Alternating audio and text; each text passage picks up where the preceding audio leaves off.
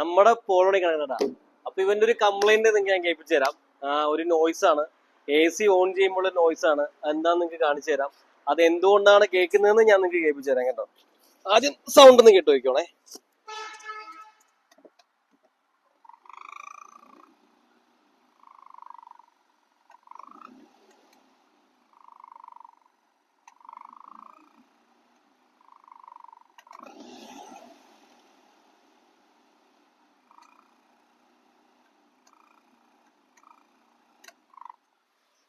ആ സൗണ്ട് നിങ്ങൾക്ക് കേട്ടല്ലോ അല്ലേ?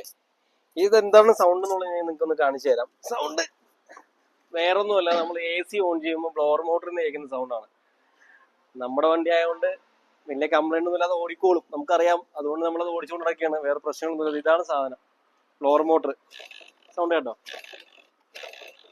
ഇതിന്റെ സൗണ്ടാണ്. ഇതിപ്പോ അതിന്റെ പീക്ക് ലെവലിൽ നമ്മൾ ചേഞ്ച് ചെയ്താണ് ബ്ലോവർ മോട്ടർ. AC ഓൺ ചെയ്യുമ്പോൾ കേൾക്കുന്നൊരു മൂളിച്ച സൗണ്ട്. നമുക്ക് സൗണ്ട് കേൾക്കുമ്പോൾ ഭയങ്കര ഇറിറ്റേഷൻ. വണ്ടി ഓടിക്കുന്ന സമയത്ത് നമ്മൾ ഹമ്പിലൊക്കെ ചാടുമ്പോൾ, ഒരു കുയിലൊക്കെ ചാടുമ്പോൾ സൗണ്ട് ഒന്നുകൂടെ കൂടും.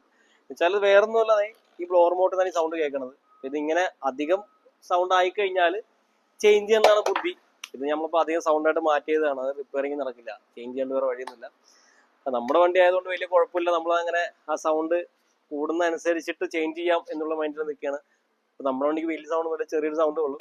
വലിയ സൗണ്ട് നമ്മൾ ചേഞ്ച് ചെയ്യും. അപ്പൊ നിങ്ങളുടെ വണ്ടിക്കും ചെറിയ സൗണ്ട് ആണെങ്കിൽ കുഴപ്പമില്ല, കുറച്ച് ഓടുന്നതിന് വേറെ വിഷയമൊന്നുമില്ല. കുറച്ച് ഓടി കഴിഞ്ഞ് സൗണ്ട് കൂടുമ്പോൾ പിന്നെ ഇറിറ്റേഷൻ ഉള്ളവരാണെങ്കിൽ മാറ്റിക്കളയാൻ വേറെ വഴിയൊന്നുമില്ല. ഞാൻ എന്താ ചെയ്യുന്നത് വെച്ച് കഴിഞ്ഞാൽ ഇങ്ങനെ സൗണ്ടിന് കുറച്ച് പാട്ടങ്ങൾ ഇച്ചിരി സൗണ്ട് കൂട്ടി വയ്ക്കും. അപ്പോൾ ആ സൗണ്ട് കേൾക്കില്ല. ഇപ്പൊ അതായത് ചെയ്യണേ ഇച്ചിരി ടൈറ്റാണ് പൈസക്ക്, അതുകൊണ്ടാണ് ഇപ്പോൾ ചെയ്യാത്തത്. അല്ലെങ്കിൽ ചെയ്തേനത്. അപ്പോൾ ചെറിയ സൗണ്ടൊക്കെ കുഴപ്പമുള്ള ആൾക്കാരാണെന്നുണ്ടെങ്കിൽ ചേഞ്ച് ചെയ്യുക. പക്ഷെ അത് ഓടിക്കോളും, വേറെ കംപ്ലൈന്റ് ഒന്നുമില്ല, കുറച്ച് ഓടിക്കോളും. സൗണ്ട് കുറച്ചുകൂടെ ആയിക്കഴിഞ്ഞാൽ അത് ചേഞ്ച് ചെയ്യണമെന്ന് നിർബന്ധമുണ്ട്. അല്ലെങ്കിൽ ഷോർട്ടൊക്കെ ആയി കത്തിക്കഴിഞ്ഞാൽ വലിയ ബുദ്ധിമുട്ടാവും. അപ്പോൾ അത് ചേഞ്ച് ചെയ്യുക. ആ സമയത്ത് ചേഞ്ച് ചെയ്താൽ മതി. അതുവരെ നമുക്ക് തൽക്കാലത്തിൽ കുറച്ച് നടക്കാം.